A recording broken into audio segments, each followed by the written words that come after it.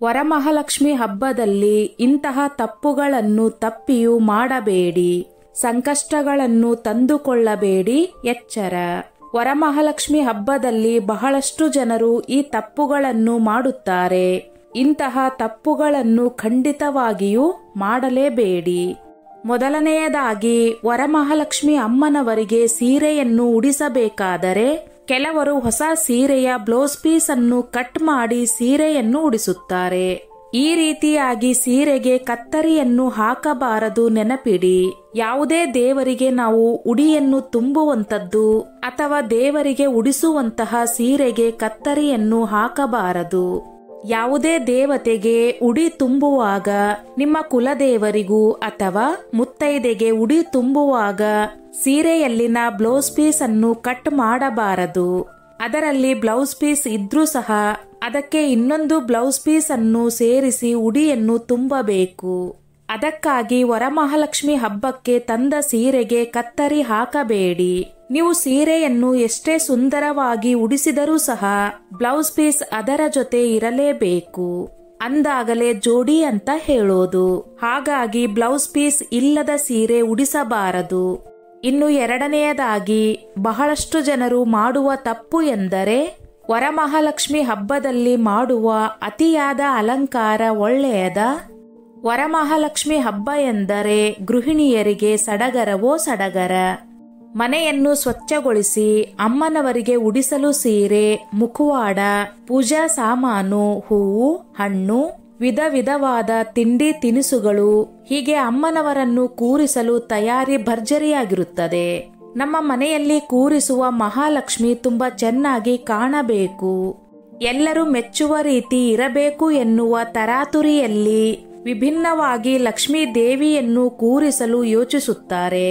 ಆದರೆ ಈ ತಪ್ಪನ್ನು ಮಾಡಲೇಬೇಡಿ, ಎಚ್ಚರ. ಸ್ನೇಹಿತರೆ, ಈಗ ಪೂಜೆಯಲ್ಲಿ ಆಡಂಬರವೇ ಎದ್ದು ಕಾಣುತ್ತಿದೆ. ಬೇರೆಯವರಿಗಿಂತ ನಮ್ಮ ಮನೆಯ ಮಹಾಲಕ್ಷ್ಮಿ ಕೂರಿಸುವುದು ಚೆನ್ನಾಗಿರಬೇಕು, ವಿಭಿನ್ನವಾಗಿರಬೇಕು ಎಂದು ಸಾಕ್ಷಾತ್ ಲಕ್ಷ್ಮೀ ದೇವಿಯೇ ಕಳಸದಲ್ಲಿ ಇರುವಂತೆ ಕಾಣಲು ಗೊಂಬೆಯನ್ನು, ಅಂದರೆ ಆರ್ಟಿಫಿಷಿಯಲ್ ಕೈಗಳು, ಕಾಲುಗಳು, ಇದನ್ನು ಬಿಂದಿಗೆಗೆ ಜೋಡಿಸಿ ಅದನ್ನು ದಾರದಿಂದ ಹೊಲೆದು ಪಿನ್ನವನ್ನು ಹಾಕಿ ತಾಯಿಗೆ ಕಿರೀಟ ಮಾಡಲು ಕಂಬಿಯನ್ನು ಸಹ ಫಿಕ್ಸ್ ಮಾಡಿ ತಾಯಿ ಕುಳಿತಿರುವಂತೆ ಮಾಡಿ ಅದಕ್ಕೆ ಸೀರೆ ಉಡಿಸಿ ಕಳಸ ಕೂರಿಸುವುದು ಬಹಳ ಟ್ರೆಂಡ್ ಆಗಿದೆ. ಈ ರೀತಿ ಪೂಜೆ ಮಾಡಿದರೆ ಅದು ಬಹಳ ಹೆಮ್ಮೆಯ ವಿಚಾರ ಎಂದು ತಿಳಿದಿದ್ದಾರೆ. ಆದರೆ ಒಮ್ಮೆ ಯೋಚಿಸಿ, ಮನೆಯಲ್ಲಿ ದೇವರ ಫೋಟೋ ಅಥವಾ ಮೂರ್ತಿ ಸ್ವಲ್ಪ ಮುಕ್ಕಾದರೂ ನಾವು ಅದನ್ನು ಪೂಜಿಸುವುದಿಲ್ಲ, ಇನ್ನು ಮೇಲಾಗಿ ಮನೆಯಲ್ಲಿ ಸಹ ಇಡುವುದಿಲ್ಲ. ಅಂತಹದರಲ್ಲಿ ಅದೃಷ್ಟದ, ಸಂಪತ್ತಿನ ಅಧಿದೇವತೆಯಾದ ಮಹಾಲಕ್ಷ್ಮಿ ಅಮ್ಮನವರನ್ನು ಆರ್ಟಿಫಿಷಿಯಲ್ ವಸ್ತು ಬಳಸಿ, ಬಿಡಿ ಬಿಡಿಯಾದ ಕೈ ಕಾಲುಗಳನ್ನು ಬಳಸಿ ಅದನ್ನು ಹೊಲೆದು ಪಿನ್ನದಿಂದ ಜೋಡಿಸುವ ಪ್ರಯತ್ನ ಮಾಡಿದರೆ ಅದು ಪರಿಪೂರ್ಣವೇ? ಅದು ಕೂಡ ಮುಕ್ಕಾದ ವಿಗ್ರಹದ ರೀತಿಯೇ ಅಲ್ಲವೇ? ಸಾಕ್ಷಾತ್ ಅಮ್ಮನವರೇ ಕುಳಿತಿರುವಂತೆ ಮಾಡುವ ಪ್ರಯತ್ನ ಸರಿಯಾಗಿದೆಯಾ? ಒಮ್ಮೆ ಆಲೋಚಿಸಿ. ಕಳಸವೇ ಸಾಕ್ಷಾತ್ ಲಕ್ಷ್ಮಿಯ ಸ್ವರೂಪ ಆಗಿರುವಾಗ ಬೇರೆ ಅನಗತ್ಯ ವ್ಯವಸ್ಥೆ ಅಗತ್ಯವಿದೆಯಾ? ಯೋಚಿಸಿ. ನಮ್ಮ ಪೂರ್ವ ಕಾಲದಿಂದಲೂ ನಮ್ಮ ಪೂರ್ವಜರು ವರಮಹಾಲಕ್ಷ್ಮಿ ವ್ರತವನ್ನು ತುಂಬಾ ಶಿಸ್ತಿನಿಂದ ಅಚ್ಚುಕಟ್ಟಾಗಿ ಶಾಸ್ತ್ರಬದ್ಧವಾಗಿ ಮಾಡುತ್ತಿದ್ದರು. ಹಿತ್ತಾಳೆಯ, ತಾಮ್ರದ ಅಥವಾ ಪಂಚಲೋಹದ ಅಥವಾ ಬೆಳ್ಳಿಯ ಚೊಂಬಿಗೆ ಕಳಸ ಕೂರಿಸಿ ಸೀರೆ, ಬಳೆ, ನೈವೇದ್ಯ ಅರ್ಪಿಸಿ ಅಮ್ಮನವರನ್ನು ಪೂಜಿಸಿ ಮುತ್ತೈದೆಯರನ್ನು ಕರೆದು ಬಹಳ ಪ್ರೀತಿಯಿಂದ, ಗೌರವದಿಂದ ತಾಂಬೂಲ ಕೊಟ್ಟು ಲಕ್ಷ್ಮೀ ದೇವಿಯ ಕೃಪೆಗೆ ಪಾತ್ರರಾಗುತ್ತಿದ್ದರು. ಆದರೆ ಈಗ ಈ ವ್ರತದ ಮಹತ್ವ ತಿಳಿಯದೆ ಆಡಂಬರದ ಹುಚ್ಚಾಟದಲ್ಲಿ ಅನರ್ಥಗಳಾಗುತ್ತಿದೆ. ಮಹಾಲಕ್ಷ್ಮಿ ದೇವಿಯು ನಮ್ಮ ಮನೆಯಲ್ಲಿ ಸದಾ ನೆಲೆಸಿರುವಂತೆ, ಕಷ್ಟ ಕಾರ್ಪಣ್ಯ ಹೋಗಲಾಡಿಸಿ ಸುಖ, ಸಂತೋಷ, ಸಮೃದ್ಧಿ ನೆಲೆಸುವಂತೆ ಆಶೀರ್ವಾದ ಮಾಡಿ ತಾಯಿ ಎಂದು ಶಾಸ್ತ್ರಬದ್ಧವಾಗಿ ಪೂಜಿಸುವುದು ಬಹಳ ಉತ್ತಮ. ಇನ್ನು ಕಳಸ ಸ್ಥಾಪನೆ ಮಾಡುವಾಗ ನೀವು ಬಹಳ ಎಚ್ಚರಿಕೆಯಿಂದ ಇರಬೇಕು.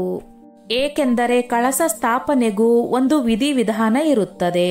ಕಳಸದ ಮುಖದಲ್ಲಿ ವಿಷ್ಣು ಇರುತ್ತಾರೆ, ಕಳಸದ ಕಂಠದಲ್ಲಿ ರುದ್ರದೇವರು ಇರುತ್ತಾರೆ, ಮೂಲದಲ್ಲಿ ಬ್ರಹ್ಮದೇವರ ವಾಸ ಇರುತ್ತದೆ.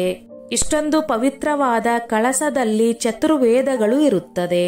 ಶಾಂತಿ, ಪುಷ್ಟಿ, ಗಾಯತ್ರಿ, ಸಾವಿತ್ರಿ, ಸರಸ್ವತಿ. ಈ ರೀತಿಯಾಗಿ ಕಳಸಕ್ಕೆ ಎಷ್ಟೊಂದು ಮಹತ್ವ ಇರುತ್ತದೆ. ಅಂದರೆ ನಾವು ಯಾವುದೇ ಪೂಜೆಯನ್ನು ಮಾಡಬೇಕಾದರೆ ಕಳಸ ಸ್ಥಾಪನೆಯನ್ನು ಮಾಡಿ ದೇವತೆಗಳನ್ನು ಆಹ್ವಾನ ಮಾಡುತ್ತೇವೆ. ನಾವು ವರಮಹಾಲಕ್ಷ್ಮಿ ಹಬ್ಬದಂದು ವಿಶೇಷವಾಗಿ ಕಳಸದಲ್ಲಿ ಮಹಾಲಕ್ಷ್ಮಿಯನ್ನು ಆಹ್ವಾನ ಮಾಡುವ ಸಮಯದಲ್ಲಿ ನಾವು ಒಂದರ ಮೇಲೊಂದು ಕಳಸ ಇಟ್ಟು ಆ ಕಳಸಕ್ಕೆ ಕೋಲನ್ನು ಕಟ್ಟಿ ಅದಕ್ಕೆ ಸೀರೆಯನ್ನು ಉಡಿಸಿ ಈ ರೀತಿಯಾಗಿ ಬಹಳಷ್ಟು ತಪ್ಪನ್ನು ಮಾಡಬಾರದು. ಸರಳವಾಗಿ ಇಟ್ಟಂತಹ ಕಳಸದಲ್ಲಿ ಮಹಾಲಕ್ಷ್ಮಿಯನ್ನು ಆಹ್ವಾನ ಮಾಡಿಕೊಂಡು ಪೂಜೆ ಮಾಡಿದರೆ ಸಾಕು. ಆಡಂಬರಕ್ಕಾಗಿ ಮಾಡಿದಂತಹ ಪೂಜೆ ಯಾವುದೇ ಫಲವನ್ನು ತಂದು ಕೊಡುವುದಿಲ್ಲ. ವರಮಹಾಲಕ್ಷ್ಮಿ ಹಬ್ಬದಂದು ಬಳಸುವ ಹೂಗಳು ಮುಳ್ಳಿನ ಗಿಡದಲ್ಲಿ ಬಿಡುವ ಹೂವು ಬಳಸಬಾರದಂತೆ. ಜೊತೆಗೆ ಆರ್ಟಿಫಿಷಿಯಲ್ ಹೂಗಳು, ಪ್ಲಾಸ್ಟಿಕ್ ಹೂಗಳನ್ನು ಸಹ ಬಳಸಬಾರದು. ಇದರ ಜೊತೆಗೆ ನೀವು ಮಾರುಕಟ್ಟೆಯಿಂದ ತಂದಿರುವ ಹೂಗಳನ್ನು ನೇರವಾಗಿ ಪೂಜೆಗೆ ಬಳಸಬೇಡಿ. ಅದನ್ನು ಗಂಗಾಜಲ ಅಥವಾ ಗೋಮೂತ್ರ ಪ್ರೇಕ್ಷಣೆ ಮಾಡಿ ಶುದ್ಧೀಕರಿಸಿದ ಬಳಿಕವೇ ಬಳಸಬೇಕು. ಹಲವರು ಮಹಾಲಕ್ಷ್ಮಿ ಪೂಜೆಯಲ್ಲಿ ಹಣವನ್ನು ಇಟ್ಟು ಪೂಜಿಸುತ್ತಾರೆ. ಲಕ್ಷ್ಮೀ ದೇವಿ ಸಂಪತ್ತಿನ ದೇವತೆ ಆಗಿರೋದ್ರಿಂದ ಧನ ಇಟ್ಟು ಪೂಜಿಸುವುದು ಉತ್ತಮ ಕಾರ್ಯ. ಆದರೆ ಈ ಹಣವನ್ನು ನೀವು ಎಲ್ಲೆಂದರಲ್ಲಿ ಖರ್ಚು ಮಾಡಬಾರದು. ಈ ಹಣದಿಂದ ಮದ್ಯ ಖರೀದಿಸುವುದು, ಮಾಂಸಾಹಾರ ಖರೀದಿಸಲು ಬಳಸುವುದು, ಇಲ್ಲವೇ ಈ ಹಣವನ್ನು ತಂಬಾಕು, ಗುಟ್ಕಾ ಖರೀದಿಗೆ ಬಳಸದಿರುವುದು ಉತ್ತಮ. ನೀವು ಈ ಹಣದಿಂದ ತರಕಾರಿ, ಹಣ್ಣು, ಅಕ್ಕಿ ಖರೀದಿಸಬಹುದು. ವರಮಹಾಲಕ್ಷ್ಮಿ ಪೂಜೆಯಲ್ಲಿ ಯಾವುದೇ ಕಾರಣಕ್ಕೂ ಕಬ್ಬಿಣದ ವಸ್ತುಗಳನ್ನು ಬಳಸಬಾರದು. ನೀವು ಕಾಯಿ ಒಡೆಯಲು ಬಳಸುವ ಕತ್ತಿಯೂ ಸಹ ಕಬ್ಬಿಣದೇ ಆಗಿರುತ್ತದೆ. ಆದ್ರೆ ಇದನ್ನು ಬಳಸಬಾರದು. ಬೇರೆ ಯಾವುದೇ ವಸ್ತುವಿನಿಂದ ತೆಂಗಿನಕಾಯಿ ಒಡೆಯಿರಿ.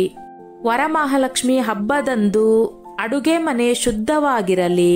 ಹಳೆಯ ಎಂಜಲು ಪಾತ್ರೆಗಳು ಹಾಗೆಯೇ ಇಟ್ಟು ಮನೆಯಲ್ಲಿ ಲಕ್ಷ್ಮೀ ಪೂಜೆ ಮಾಡಬಾರದು. ಹಾಗೆ ಮನೆ ಒಳಗೆ ಯಾವುದೇ ರೀತಿಯ ಗಾಜಿನ ಪಾತ್ರೆಯಾಗಲಿ ವಸ್ತುವಾಗಲಿ ಒಡೆಯದಂತೆ ನೋಡಿಕೊಳ್ಳಬೇಕು. ಜೊತೆಗೆ ಈ ದಿನ ಮನೆ ಒಳಗೆ ಗಲಾಟೆ, ಕೆಟ್ಟ ಪದ ಬಳಕೆ ಮಾಡುವುದು, ಕಣ್ಣೀರು ಹಾಕುವುದು ಮಾಡಬಾರದು. ಜೊತೆಗೆ ಬ್ರಹ್ಮ ಮುಹೂರ್ತದಲ್ಲಿ ಲಕ್ಷ್ಮೀ ಪೂಜೆ ಮಾಡಬೇಕು. ಅದು ಆಗದಿದ್ದರೆ ಬೆಳಗ್ಗೆ 10 ಗಂಟೆಯ ಒಳಗೆ ಲಕ್ಷ್ಮೀ ಪೂಜೆ ಮುಗಿಸಿದರೆ ಉತ್ತಮ. ಆದರೆ ಎಂದಿಗೂ 12 ಗಂಟೆಯ ಬಳಿಕ ಲಕ್ಷ್ಮೀ ಪೂಜೆ ಮಾಡುವುದು ಉತ್ತಮವಲ್ಲ. ಅದರಲ್ಲೂ ಈ ಸಲ ವಿಶೇಷ ಯೋಗದಲ್ಲಿ ವರಮಹಾಲಕ್ಷ್ಮಿ ಪ್ರಾಪ್ತಿಯಾಗುತ್ತಿದೆ.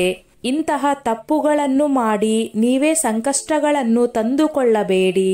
ಸ್ನೇಹಿತರೆ, ಈ ನನ್ನ ಮಾಹಿತಿ ನಿಮಗೆ ಇಷ್ಟವಾಗಿದ್ದಲ್ಲಿ ದಯವಿಟ್ಟು ಶೇರ್ ಮಾಡಿ, ಲೈಕ್ ಮಾಡಿ ಮತ್ತು ಸಬ್ಸ್ಕ್ರೈಬ್ ಮಾಡಿ.